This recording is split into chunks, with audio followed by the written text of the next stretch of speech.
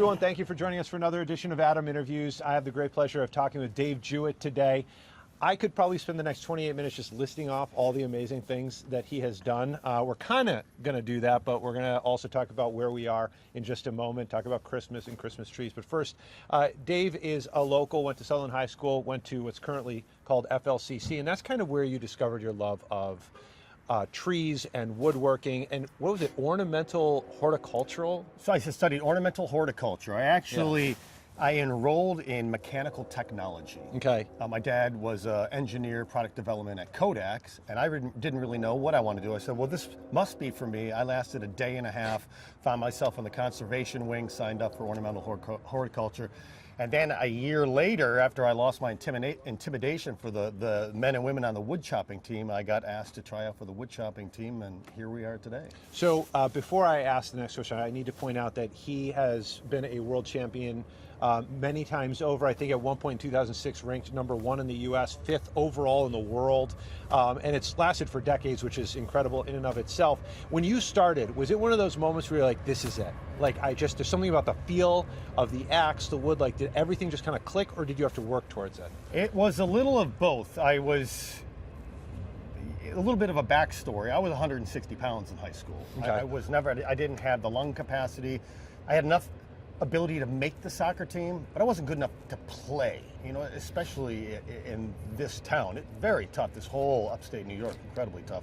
But next thing you know, I woke up one day and I was 195 pounds and I was 6'2", and I thought it was weird. It's a funny question, because I thought there must be a sport that will fit me. It's explosive, but I don't have to maintain that endurance for an hour. And along came wood chopping, and then I went up to Lumberjack World Championships in Hayward, Wisconsin, right out of college. Because I was a rookie, I was only allowed to do 2 events, and one of them was the one-man crosscut, a 20-inch white pine log. I made the finals. I cut it in 18.7 seconds, and someone came up to me and said, "You just broke the world record." So as a rookie out of college, I broke the professional world record that had held for 10 years. And from there, I just started spending winters in Australia, New Zealand, taking it full time. It took a while, but I won the overall world title 3 times. One of them was after kidney transplants. So that was a huge accomplishment. Yeah, I'm going to talk about that in just a moment, how your dad played a role in all of that. But first, when it came down to that world record, was it something about your physique, your form, that just naturally it worked? Absolutely. Oh, yeah. Long legs, just hyper-focused. I knew how to run a lot of the crosscut saws. I redeveloped one-man crosscut. It used to be you just get really steep over the saw, and it was totally upper body. Yeah. And I discovered one day if I took the saw and laid the saw level and stretched my legs out and actually incorporated the whole body, you could actually cut more wood on the push and on the pull stroke. Okay. So this whole style really developed in New Zealand of just sawing straight up and being a big barrel chest and just powering the saw. I flipped it around, and now the entire world has incorporated this technique that I created. Now every world record has been broken on this technique that I changed. Now everyone, they call it the Dave Jewett technique, a level saw, pulling the entire saw. Because if you look at a crosscut saw, it's not flat, it has a belly to it. Any carpenter listening to this interview will know there's a reason that belly is there. And I said, well, let's use that. And again, I was, now at this point, 6'3", 220. And, there's a video from me online of a world record I broke in New York City in Central Park, and I just smashed it. But that has just hundreds of thousands of views, and most is probably lumberjacks all around the world trying to figure out. Did that develop over time, or did you just notice it one day? I noticed it, but then I got beat one time by a New Zealander who was steep, so then I questioned myself. So, well, maybe I should go back, and it didn't work. And my crosscut filer up in Quebec, he called me and said, you have to go back to what you were doing. He said, I'm 5'10", and the only reason I'm winning is because I incorporated how you're sawing. Because a lot of the shorter athletes said, well, I'm not tall enough to get over top. I saw what you're doing. Let's bring it level. So suddenly, 5'10" athletes were now not only winning, but winning world titles and breaking world records. And it just kind of happened. I was training in the barn here at the Pittsford Dairy, and I said, man, this works. It's like pushing a car. You don't stand up straight. You get down, and and I said, okay, this is working.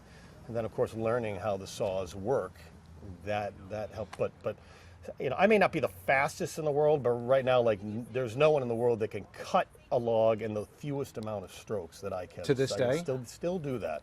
I can outcut anyone with the fewest amount of cuts. Speed-wise, yeah, 300-pound, 30-year-old, no, maybe once in a while. Come on, when you were 43, you were still doing that, though. I You're tell you still what, taking them on. No, we got a tournament in Devil's Backbone, Virginia this September, and Yeah. I laid down the second fastest time I'd ever cut in my life on an 18-inch log, and it Wow. just came out of nowhere on the day, and I was, it's all up here, and Yeah. then you go to other tournaments, you just kind of want to hang out and So help just out, yeah. revel in your legacy. Yeah, there. yes. Every once in a while, I wake up. I do find it interesting that people will buy wreaths here and they say, "Hey, Dave," and they know you and everything. But Yeah. how many people actually know that they're talking to? In some circles, you walk in and you're like, you have a move named after you. Do they know that around here? Or? No, not really. They don't know my nickname, Super Dave, from. That's right. And I used to have a big billboard up here with all my photographs on all my accolades, and I thought, it's not about me. It's about the Christmas season, about the tree stand, and I took it down. And I don't know. I'm not the most self-promoting person in the world. So Yeah. But the word got out, and a lot of people say, "How's the Lumberjack season going?" And most of it, "Are you still competing?" I said, "Yeah." I do. There's masters divisions, but I mix it up with the young guys still. Every once in a while, but I keep fit. I train. I do. In my defense, I stay fit. I really keep pushing it hard because you never stop learning. I had a family from Tasmania stay with me last year, and they were some of the best choppers ever, and they taught me some things. I said, "Oh man, it just opened up all new."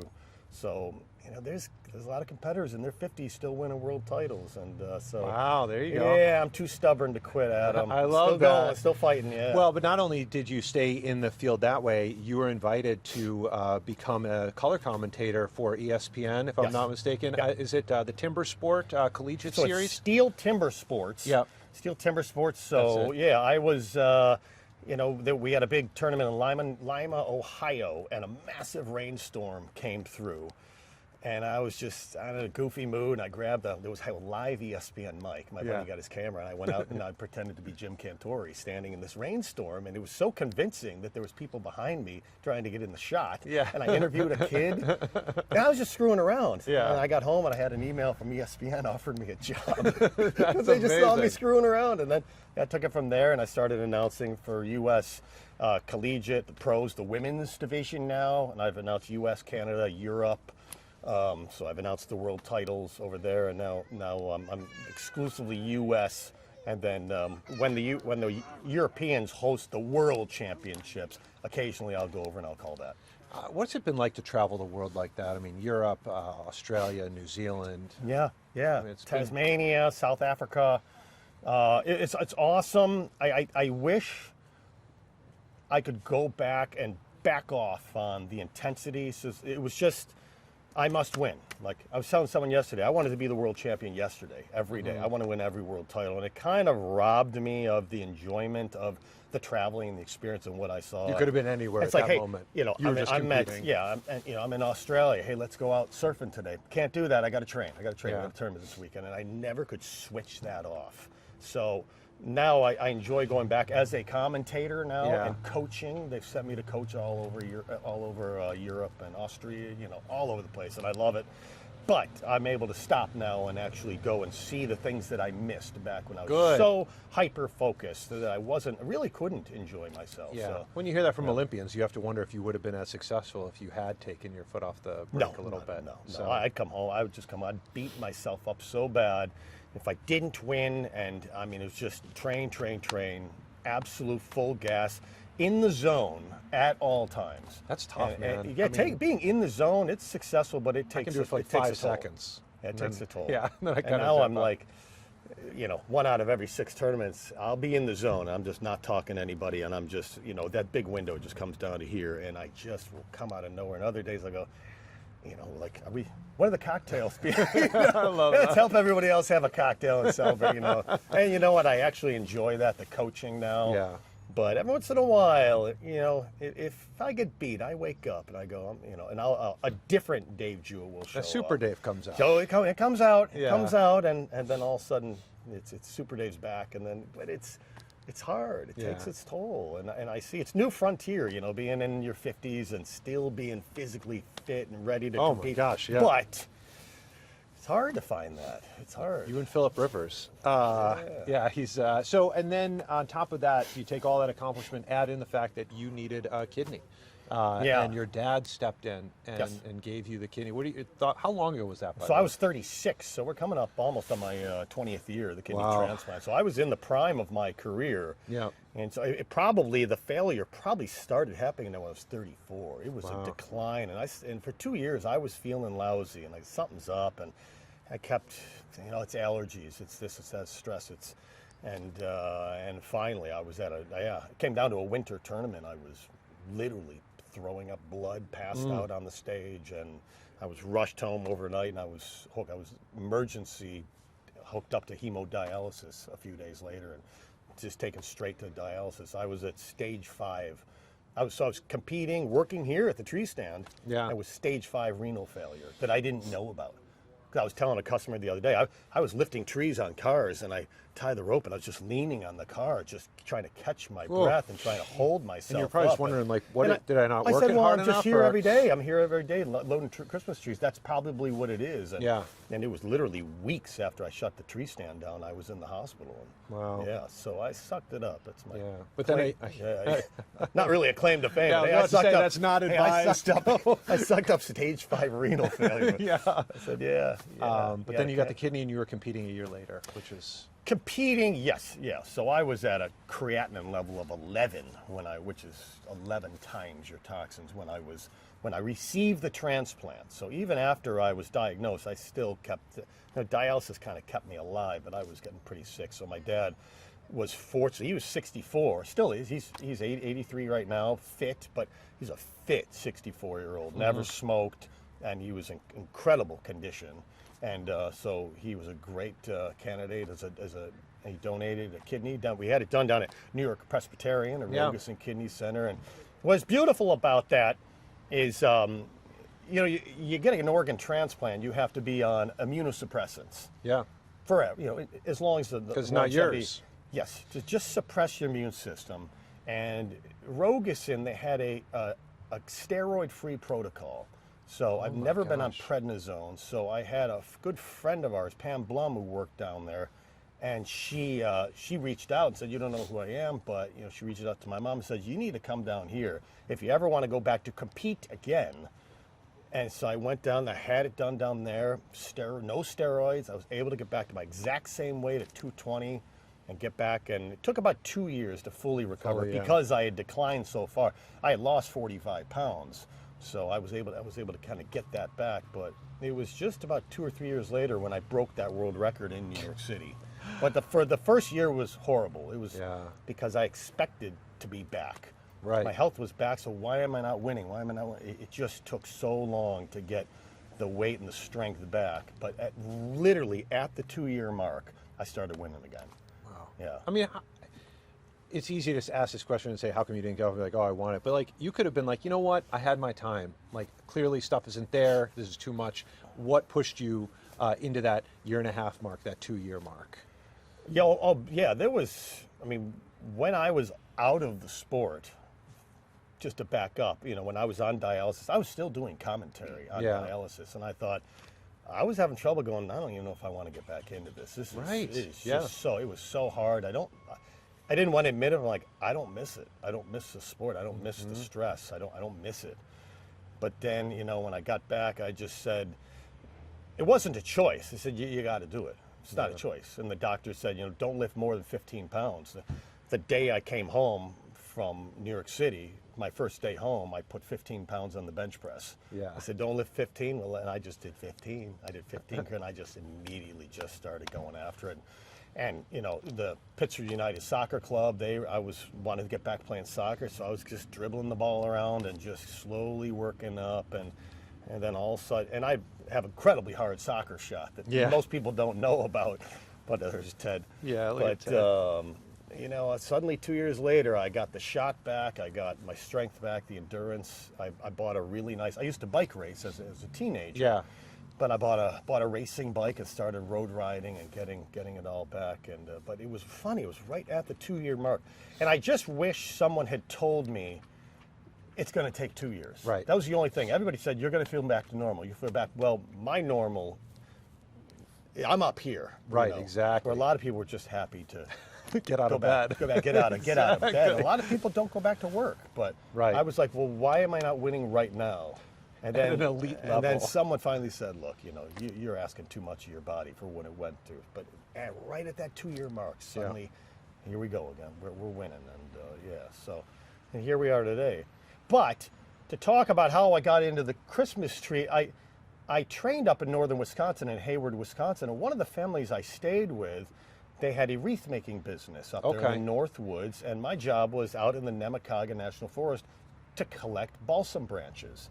So we go out, we'd harvest 1,000 pounds a day. What a life. It was awesome. Yeah, you'd be out in the woods just harvesting branches, and you find your way out of the woods with this big peg of branches. You load them on the truck.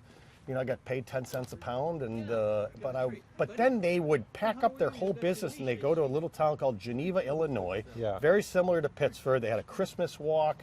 And people would come in, they take the train from Chicago, and they would buy a handmade wreath from them. And you saw. And I said, this is amazing. Yeah. Why can't we recreate that at the Pittsford Dairy? And I was working at the old dairy in the off-season in the winter. I pitched them the idea.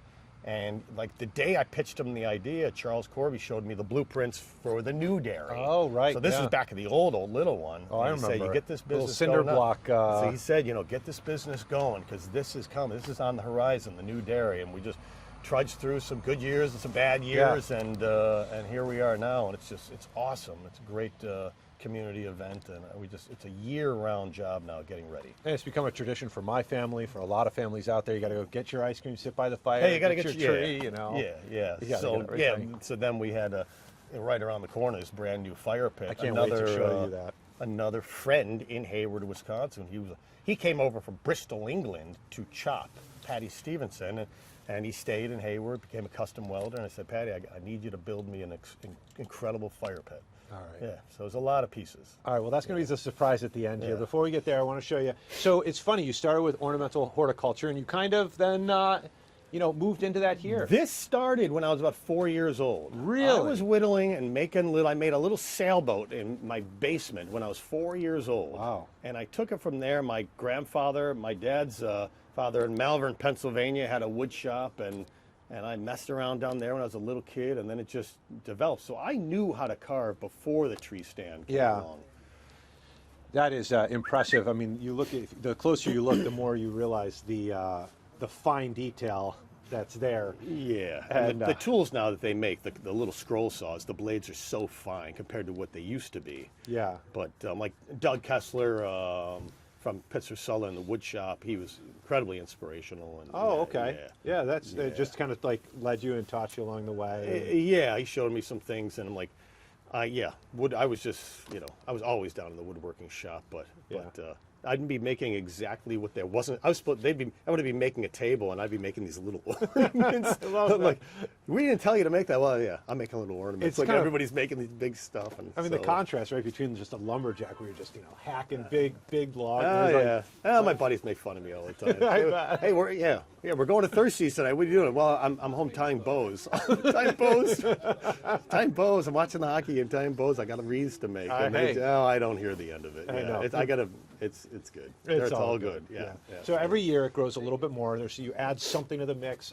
This gets put up every year, right? Like you have to take this down, or does this stay up? Yep. Everything's in panels. So we break it all down, and usually after everything's stripped, in about 4 hours, I got this incredible crew, and they come in, they break it all down, and we store it all in the barn, and so we have a pretty good system. Yeah. And you really start in kind of mid-November, early November? So I'll start in early January, getting ornaments ready for next year, and then mid-November, it takes about 10 days to build everything up, get all the wood chip trails laid, get all the electricity and all the lights laid out, and then the tractor trailer loads of Christmas trees start to come in, and we've got to be ready because we do a display that each tree's on its own stand, but you have to drill a hole in the tree for the stand to support it. Right. And there's a reason no one else does that. It's a massive amount of man hours to do that. Yeah. that's what we do. So we are out, day and night. We're out in the dark getting all the trees drilled so they can stand up independent of each other. They're not leaning on pallets and all that nonsense. So we work real hard on our Well, display. and it creates the allure. So we can walk and talk and show kind of like, Yep. I know that a lot of the trees are gone now because we're nearing. It's getting thin, yeah. It's good and bad. It's coming to an end already. Yeah, but I think when you stand it up like this, it adds that kind of Narnia experience, where it's and you don't just have a golden retriever here. Come on. How do you get this guy here every year? So Jerry, he's worked with the dairy and supplied a product to the dairy, and this is one of his cows. He's lent us this year, and he's been great. This is little Matador. So Matador he's been raised by Jerry's son, who has a dog, so he's really used to human interaction and dogs. So he's good friends with Ted. He's probably looking for his treat. He's been getting Nature Valley granola bars. Oh, that's nice. Yeah. Not a bad life. No. He's up here just for a few weeks, then he'll head back to the big farm in a few days. All right, very Yeah. good. Well, no, Yeah. this is I want to show folks the addition here. They always have a fire pit, so you come down, you can enjoy a cup of coffee or whatnot. Excuse me, Ted. And this is impressive. And this is your friend in Wisconsin. So this is Patty Stevenson. He moved over from Bristol, England as a custom welder, but he ground axes, my racing axes for competition. Yeah. And I pitched him the idea. As a buddy of mine, Matt Thompson, came up with it. I said, Patty, can you do this? And he is retired.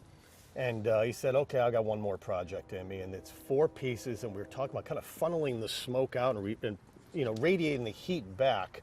And while you're at it, can you do a cupola that matches the Pittsford Dairy? I didn't realize that. Yeah. So we kept taking it a step farther, and we brought it home. 18-hour drive. We trailered it home this summer, and here it is today. Wow, it is a stunning piece. I'm guessing you're getting a lot of comments so far from. Yeah. No, the comments are, can you make another one? And Yeah. I don't know. He said he's retired. He said that was his last. It's a one-off He type said of that thing. was his last project. All right, well, we'll allow people to enjoy themselves here. They don't need to be worried about being on the news here. So we'll walk over here. The bigger pieces, too, you have some other, like I just want to point out, while he does do fine pieces, there are some of the bigger. Have these been going this year? Yeah, you know what? Oh, I sell about 150 every year of the little deer. And I was competing in Sydney, Australia on the U.S. team, and it was a gentleman from Tasmania there, had a tree business, and he made these deer. So I actually learned how to make these in Sydney from a gentleman in Tasmania. At a Christmas. Wow. So he gave me the idea. I kind of did a better job, I'd say. Like Yeah. his, I said, yeah. And for years, I refused to display them. I go, these are just horrible. But I kind of said, okay, let's make them better. And now that's my most popular carving I sell. So these big ones, or These the big smaller? deer and the little deer. And then I had some lumberjack friends of mine from Connecticut, Mike Sullivan, who taught me how to chainsaw carve, like the bears. Yeah. Chainsaw carving bears, which is really the most popular. But I would say, like, every once in a while I wake up and I go, wait a minute, I feel like I didn't get anything at that tournament in Tasmania. I got beat. It was, I didn't really have a great time because all I want to do is win. But I learned how to carve this bear when I was down there. And sometimes the benefit or whatever, it's a delayed reaction. Yeah, it's that's delayed. true. And maybe 20 years later that you realize, oh, I learned this. That trip was worthwhile. Yeah. Maybe I lost the sawing title, but I learned that. So every once in a while I got to tell myself, actually it was all worthwhile. Come on. What do you think about having lived a life like this and continuing to live a life like this? Well, I'd say that the best part is right now. I love right now. Like, everybody's like, oh, you're 56, you're getting old. I'm like, I gotta tell you, I'm having the best time right now because I'm still competitive, I'm still athletic. The stress, I'm kind of over the whole stress of everything, winning every title. But I've kind of turned it around to, just hitting it harder, training harder, and I'm still involved because I thought I'm not going to go through this whole journey without being involved. So that's why I was so interested in the production side at an early age. Doing the announcing, doing voiceovers and everything. I thought that was so cool, and I really was attracted to that in my 20s. So I thought, well, let's get on the production side. So when I can't physically compete anymore, I'm still involved, and the coaching and everything. Because a lot of guys get done and let's face it, they got kind of a dull personality, and they just don't. The sport's done. After they're physically done, they just don't have much to offer. Yeah. That's got to be hard on the identity too, because you built your whole personality around the sport. So yeah, but a lot of competitors will go on to grind axes, make equipment, file chains. I'm not great at that. I'm like metal. I can work with wood, but not with metal. So I really liked, probably because I can relate.